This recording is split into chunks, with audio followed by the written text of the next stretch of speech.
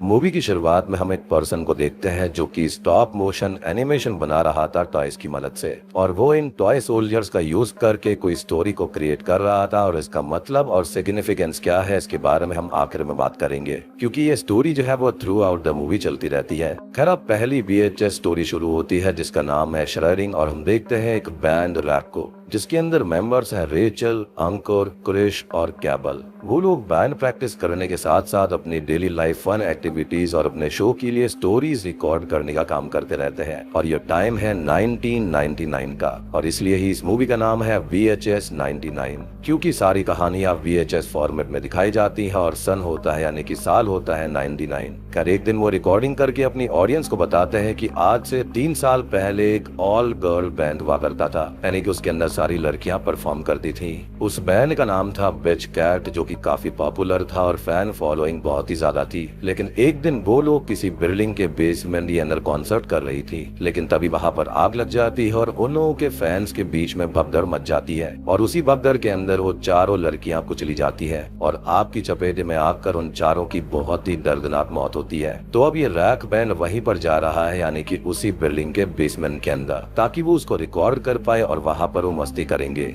जहां पर इस बैंड के 3 लोग तो काफी ज्यादा चिल आउट थे, लेकिन अंकुर बहुत ही ज्यादा डरा हुआ था, क्योंकि उसने अपने बचपन से ही भूत वगैरह के बारे में सुन रखा था, जिसकी वजह से वो काफी घबराया हुआ था। अब अंदर आने पर उनको उस बैंड का जला हुआ स्टेज मिलता है और साथ ही साथ उनके जले हुए बूट तक मिलते हैं, जो कि फ्लोर से मेल्ट होकर चिपके हुए थे, जो कि ये दर्शाता है कि उनकी मौत कितनी दर्दनाक हुई होगी। और लोगों को एक जगह पर श्राइन बना हुआ मिलता है, जो कि उनके चाहने वालों ने या फिर किसी और ने बनाया होगा उनकी याद में, या फिर बात कुछ और भी हो सकती है। खैर, वो सब लोग मिलकर बार बार अंकुर को डराते रहते हैं, क्योंकि उसे सबसे ज्यादा डर लगता था, और एक बार तो वो परेशान होकर उन लोगों से दूर चला जाता है। खैर, अंकुर को छोड़कर बाकी तीनों लोग बिच कैट बैंड का मजाक उड़ाने लगते हैं, उनके मेंबर्स के बारे में उल्टा सीधा बोलते हैं, उनके बैंड का भी मजाक बनाते हैं, और तो और वो कुछ डॉल्स को फाड़ कर उन लोगों की डेथ तक का मजाक बनाने लगते हैं। जिसके बाद ही उन्हें बिच कैट बैंड की एक मेंबर की आवाज आती है, और वो आवाज उनको ये कहती है कि वो उनके स्टेज से दूर रहे, और इसी के साथ में कोई इनविजिबल फोर्स क्रिस को ऊपर खींच लेती है और उसके टुकड़े टुकड़े कर देती है।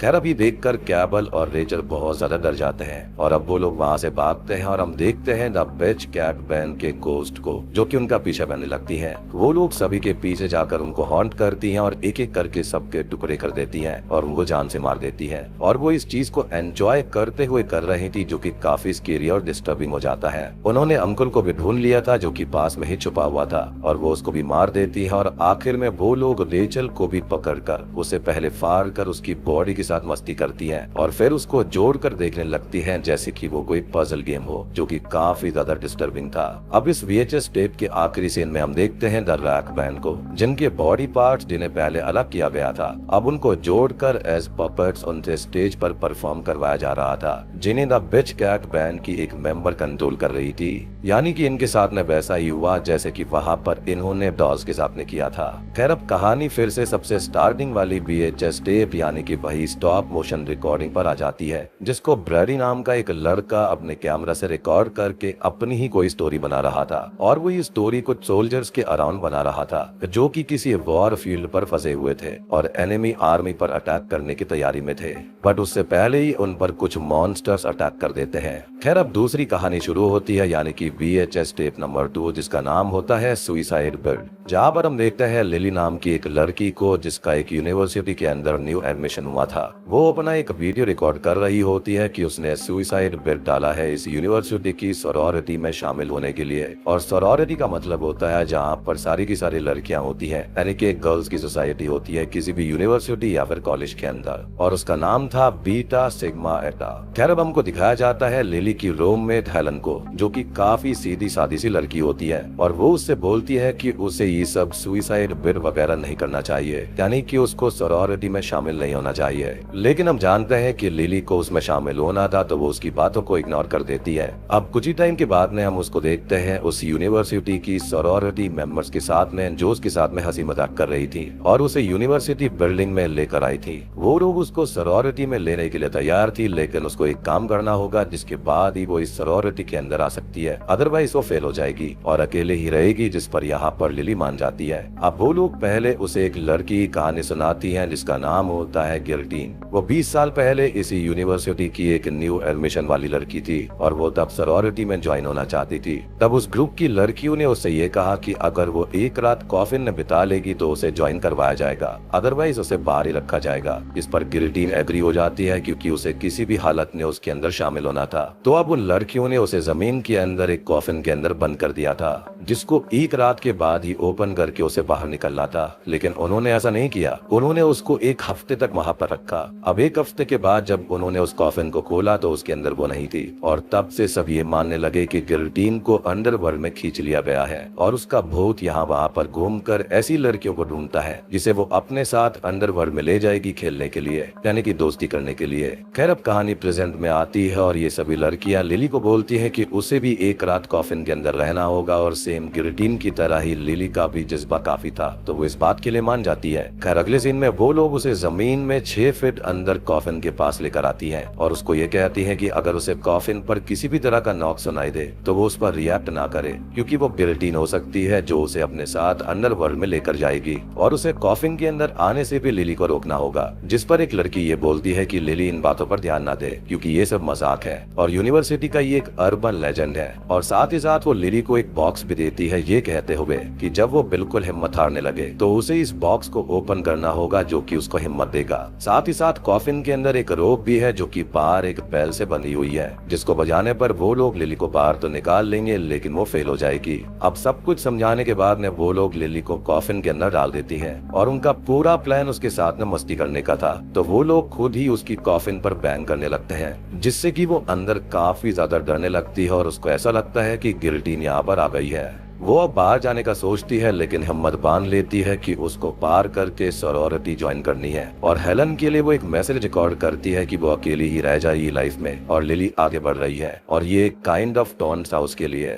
अब उसको डर लगने लगता है तो वो उस बॉक्स को ओपन करती है जो कि उस लड़की ने उसको दिया था और शॉकिंगली उसके अंदर ढेर सारी स्पाइडर्स होती हैं जो कि बहुत ही भद्दा मजाक था, जिससे वो बहुत डर जाती है और परेशान हो जाती है। फिर वो बेल रिंग करती है लेकिन वो लोग कॉफिन को ओपन नहीं करते और मस्ती करने लगती है जो कि उनका असल प्लान था। अब कुछ ही देर के बाद में बारिश शुरू हो जाती है और वहाँ पर पुलिस भी आ जाती है, तो वो लोग पुलिस से बचने के लिए वहाँ से चली जाती है, साथ ही साथ बेल भी ले जाती है और ये मेरे ख्याल से किसी भी पर्सन के लिए वर्स्ट नाइटमेयर होगा। खैर थोड़ी देर के बाद में बहुत तेज बारिश से उस कॉफिन के अंदर पानी भरने लगता है और वो टूटने लगता है, जिसके बाद अब लिली बहुत डर गई थी और वो हेलन से माफी मांगती है जिसको उसने बुरा भला कहा था, जबकि वो एक अच्छी लड़की थी। अब उस कॉफिन को तोड़कर उसके अंदर वाकई में गिल्टीन की स्पिरिट आ जाती है जो कि लिली के ऊपर अटैक कर देती है और सीन यहीं पर शिफ्ट हो जाता है। अब अगली सुबह वो लड़कियां उस कॉफिन के पास में आती है जिसमें पानी भरा हुआ था, लेकिन लिली उसके अंदर नहीं थी, जिससे वह बहुत ही ज्यादा परेशान हो जाती है क्योंकि उनका प्लान सिर्फ मस्ती करने का था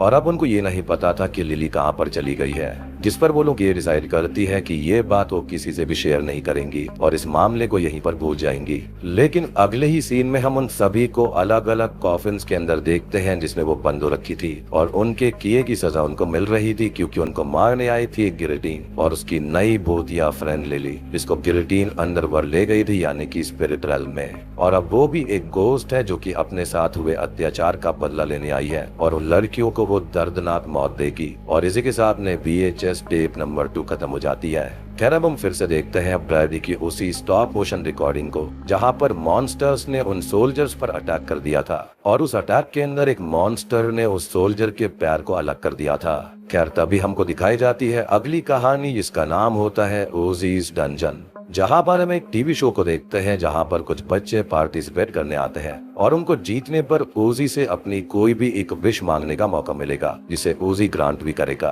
और ये है कौन, इसके बारे में हमको थोड़ी देर में पता चलेगा। अब इस शो का होस्ट वहां पर आए हुए बच्चों को इंट्रोड्यूस करता है और यहाँ पर बॉयज और गर्ल्स की अलग अलग टीम भी होगी जो कि आपस में कम्पीट करेगी और आखिर में एक लड़का और एक लड़की फाइनल राउंड में पहुंच जाएंगे जहाँ पर उन दोनों के बीच मुकाबला होगा और विनर डिसाइड करा जाएगा। खैर अब शो का जो होस्ट होता है वो आगे बढ़ता है और फाइनल राउंड आ जाता है जहाँ पर एक लड़का और एक लड़की लड़की आ गए थे। यहाँ पर लड़की का नाम डोना होता है। वो अपने अपोजिट प्लेयर से काफी अच्छा परफॉर्म कर रही थी और उसकी फैमिली से बहुत ही ज्यादा खुश थी। हालांकि उसकी माँ ये भी नोटिस कर रही थी कि होस्ट डोना के साथ में काफी अजीब बिहेव कर रहा था। अब डोना जीतने ही वाली होती है, लेकिन तभी उसका पैर बीच से टूट जाता है, जिस वजह से शो वहीं पर कैंसिल हो जाता है और कोई भी विनर नहीं होता। अब अगले सीन में कुछ वक्त बाद का सीन दिखाया जाता है, जहाँ पर डोना की फैमिली ने उस होस्ट को अपने बेसमेंट के अंदर पकड़ा हुआ था, क्योंकि वो उससे बदला लेना चाहते थे। क्योंकि डोना का पैर टूटने की वजह से उसकी जिंदगी खराब हो गई थी और उसका पैर अब पूरी तरह से तबाह हो गया था और उसकी लाइफ अब पहले जैसी नॉर्मल नहीं हो सकती थी।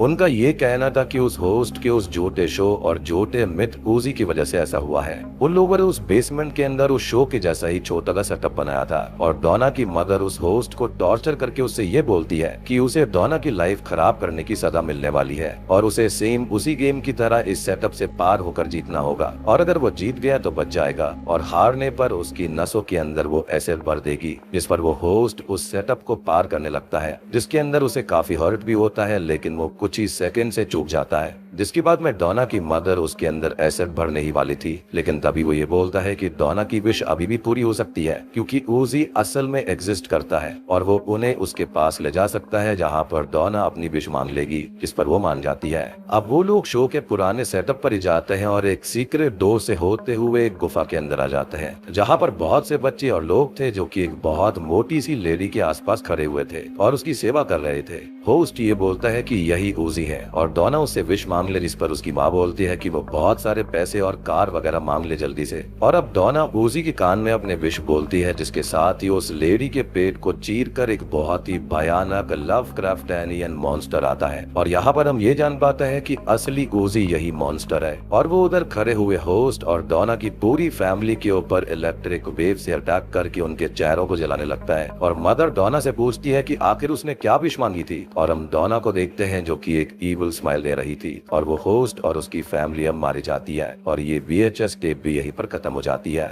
अब बात करते हैं इस कहानी से रिलेटेड एक थ्योरी के बारे में। तो यहाँ पर ये जो होस्ट होता है और डोना की फैमिली होती है, वो दोनों ही लालची थे। होस्ट यहाँ पर ऐसे अजीब और गरीब शो करके पैसा कमाया करता था और साथ ही साथ यहाँ पर जो डोना की मदर थी वो भी काफी लालची थी। मतलब कि उसे अपनी बेटी से ये कहना चाहिए था कि वो उजी से अपनी लाइफ, अपना पैर वापस मांगे, लेकिन उसने यहाँ पर मटेरियलिस्टिक चीजों को चुना, जैसे कि कार और पैसा। और शायद से यही रीजन था कि जो डोना थी वो समझ गई थी कि यह होस्ट और उसकी फैमिली सारे ही खराब है और उसने मेरे ख्याल से उनकी डेथ को विश कर लिया होगा। और बात करें यहाँ पर इस मॉन्स्टर के बारे में, तो शायद से ये पिछले शो के विनर्स होंगे जो कि उसको हमेशा सर्व करने के लिए वहीं पर रह जाते होंगे। वो उनको पक्का अपना सर्वेंट बना लेता होगा, क्योंकि ईविल के पास से कोई भी चीज जो होती है वो कर्ज के साथ में आती है, यानी कि कोई भी वरदान जो होता है उसके साथ में कोई ना कोई छुपा हुआ अभिशाप जरूर होता है। और मेरे ख्याल से अब डोना भी उसकी एक सर्वेंट बन जाएगी। अब कहानी फिर से शुरुआत वाली कहानी पे यानी ब्रैरी पर आती है, जो कि टेक्निकली यहाँ पर फोर्थ स्टोरी है, जिसका नाम है गॉकर्स। और गॉकर का मतलब मैं आपको इस कहानी के अंत होने पर बताऊंगा। खैर अब हमको दिखाया जाता है ब्रैरी को, जो कि VHS टेप को रिकॉर्ड कर रहा होता है, लेकिन तभी उसका बड़ा भाई डिलन वहां पर आता है, जो कि अपना कैमरा छीन लेता है, जिस पर ब्रैरी वो स्टॉप मोशन रिकॉर्डिंग कर रहा था। खैर तभी हमको डिलन के कुछ दोस्तों को दिखाया जाता है, जो कि उसी कैमरा से अलग अलग लड़कियों की गलत वीडियोस को रिकॉर्ड कर रहे थे गलत इंटेंशन से। खैर अब एक दिन डिलन के घर के पास में एक नई लेडी रहने आती है और वो काफी हॉट होती है, तो वो लोग उसे दिन भर स्पाई करने लगते हैं और रिकॉर्ड करने लगते हैं। अब एक दिन उनको ये पता चलता है कि ब्रैरी की उस लेडी से काफी अच्छी जान पहचान है और वो लोग उससे बात करते हैं, तो ब्रैरी उनको बताता है कि उस लेडी का नाम सैंड्रा है। वो लोग उससे ये कहते हैं कि वो सैंड्रा के घर पर जाता रहता है और उसकी उससे अच्छी फ्रेंडशिप है, तो क्यों ना वो उसके घर में स्पाई कैमरा लगा दे, जिस पर वो पहले तो मना करता है लेकिन बाद में मान जाता है। अब अगले दिन मिलने के बहाने से उसके घर पर जाकर ब्रैरी वो कैमरा लगा देता है और अब वो लोग बैठकर वेट करने लगते हैं कि कब सैंड्रा नेकेड हो और वो लोग मजे ले पाए। खैर अब रात हो जाती है और वो लोग उसके गार्डन में रखे हुए ह्यूमन फेस स्कल्पचर्स को देखते हैं और सोचते हैं कि ये डेकोरेशन का सामान होगा।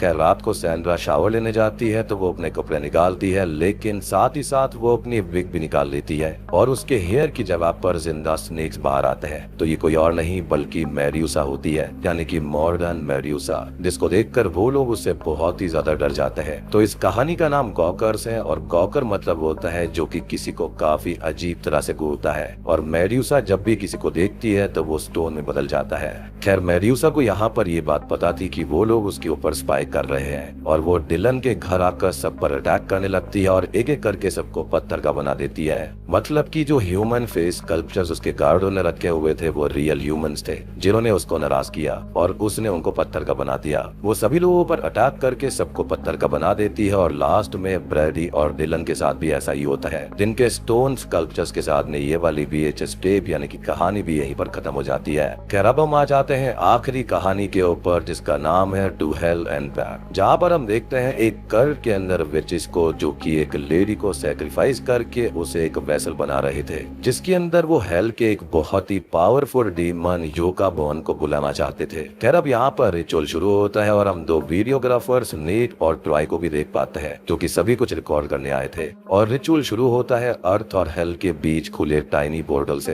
तभी वहाँ पर कोई और डीमन यहाँ पर आ जाता है और उन दोनों को अपने साथ खींच कर ले जाता है, यानी कि जो रिचुअल था वो बैकफायर कर गया था। अब वो दोनों ही हेल के अंदर आ गए थे जहाँ पर बहुत सारे डीमंस थे और उनको खाने के लिए उन पर अटैक करने बढ़ रहे थे, जिनसे बचते हुए वो लोग भाग रहे थे। लेकिन तभी उन्हें मिलती है यहाँ की एक डीमन मैबल, जो कि काफी पावरफुल डीमन थी, लेकिन बाकियों की तरह वो इतनी बुरी नहीं थी। और वो उनसे बात करती है, वो अपना नाम बताती है यानी कि मैबल, और साथ ही साथ ये भी बोलती है कि वो स्कल बाइटर डीमन है और वो उनको यहाँ से निकलने में मदद कर सकती है, क्योंकि यहाँ पर वो लोग जिंदा नहीं रह पाएंगे क्योंकि हर जगह पर डीमंस के ट्रैप लगे हुए हैं और सभी उनको खाने के लिए भूखे बैठे हुए हैं, क्योंकि जब ह्यूमंस यहाँ पर आते हैं तो वो लोग स्मेल कर लेते हैं कि इंसानी मांस यहाँ पर है। खैर वो लोग मैबल से ये बोलते हैं कि वो उनको यूका बॉन के पास में ले जाए, क्योंकि उसकी हेल्प से वो लोग यहाँ से बाहर जा सकते हैं, और वो उनकी हेल्प करने के लिए तैयार भी हो जाती है। वो लोग अब आगे बढ़ते हैं और बहुत सारे अजीब अजीब से डीमंस उनको दिखाई देते हैं, जो कि या तो ह्यूमंस को खा रहे थे या फिर पहले कभी खुद ह्यूमंस थे और अब डीमन बन चुके हैं, और हर जगह ह्यूमन फ्लैश पड़ा हुआ था।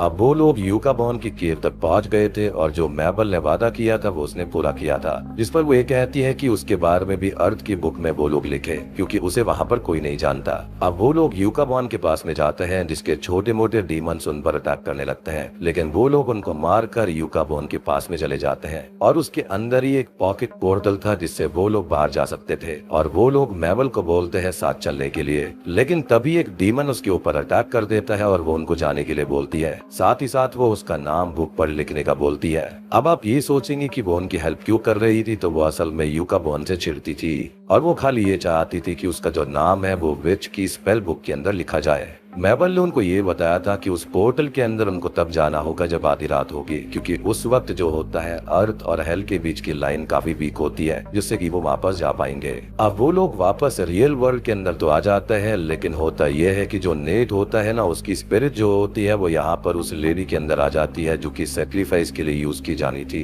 अब जो वहाँ पर विचेस और कल्ट के मेंबर्स होते हैं वो बहुत ही ज्यादा नाराज हो जाते हैं क्योंकि ये रिचुअल फेल हो गया था, और तभी वो उनके ऊपर अटैक करके उन सभी को जान से मार देते हैं, क्योंकि यहाँ पर उनको डीमन बुलाना था, इंसान नहीं। और मरने से पहले जो ट्रॉय होता है वो मैबल का नाम उस किताब के ऊपर लिख देता है। अब मूवी की पोस्ट क्रेडिट सीन्स के अंदर हम ऑडियो सुनते हैं जहाँ पर वो जो विचेस का कल्ट होता है अब मैबल को समन कर रहे थे, क्योंकि उनको ये लग रहा था कि वो यहाँ की किंग या फिर कोई गॉड होगी जो कि बहुत ही पावरफुल है, लेकिन मैबल पर किसी डीमन ने अटैक कर दिया था, तो शायद से वो मारी गई थी या फिर अब उसकी सोल अर्थ पर आ सकती है, क्योंकि उसकी बॉडी तो है नहीं, तो उसको भी किसी और के शरीर के अंदर ही बुलाना होगा। और मेरे ख्याल से जब उसको ये पता चलेगा कि ट्रॉय और नेट नहीं बचे तो वो शायद से उनकी मौत का ही बदला सबसे ले सकती है। और लास्ट में हम ब्रैडी की रिकॉर्डिंग को भी देखते हैं जो कि अब खत्म हो गई थी, क्योंकि वहाँ पर मेड्यूसा ने उसको भी स्टोन के अंदर बदल दिया था। और दोस्तों बात करते हैं जो ब्रैडी की स्टॉप मोशन पिक्चर थी, यानी कि वो जो टॉयज के साथ खेल रहा था सोल्जर्स के साथ में, उसका क्या मीनिंग हो सकता है। तो असल में ये पिछली VHS और इस VHS स्टोरीज को बताती है, यानी कि एक लिंक यहाँ पर बन जाता है।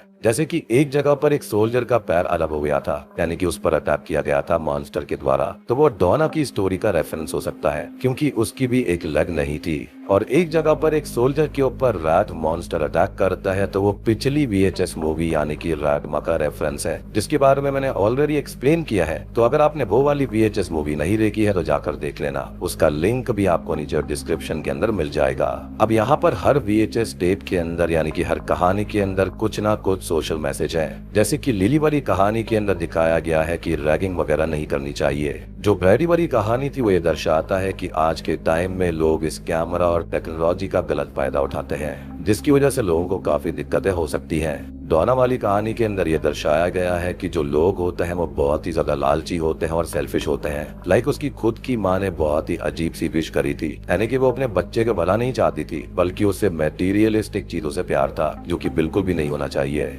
मैबर वाली जो कहानी थी यानी कि टू हेल एंड बैक वाली, तो वहाँ पर जो मैबर होती है उसने सक्सेसफुली यूका बॉन को रिप्लेस कर दिया था, क्योंकि जो विचेस की बुक थी उसके अंदर अब उसको पूजा जाएगा, ना कि यूका बॉन को। और उसके लिए उसने ट्रॉय और नेट का फायदा उठाया। उसने उनको बाहर जाने ही इसलिए दिया ताकि वो उसका काम कर पाए। और ऐसा रियल लाइफ में होता है कि लोग आपका फायदा उठाते हैं उनके किसी काम को अंजाम देने के लिए, और आपको पता भी नहीं लगता। सबसे पहली कहानी यानी कि श्रेडिंग के अंदर भी दिखाया गया है कि आपको किसी का भी मजाक नहीं उड़ाना चाहिए, स्पेशली डेड लोगों का। और ये कहानी ये कहना चाहती है कि आजकल के जो लोग हैं वो किसी की भी रिस्पेक्ट नहीं करते। इसी के साथ में VHS 99 मूवी यहीं पर खत्म हो जाती है। तो दोस्तों ये थी VHS फ्रेंचाइजी की 5th मूवी यानी कि VHS 99। उम्मीद करता हूँ कि आपको ये पसंद आई होगी। अब ये वाली जो VHS है ना, ये इसकी पिछली मूवी से थोड़ी अलग है, यानी कि यहाँ पर सेपरेट स्टोरीज दिखाई गई हैं जो कि एक मेन स्टोरी से लिंक हो रखी है। लेकिन वो लिंक जो है वो स्टॉप एनिमेशन रिकॉर्डिंग से है,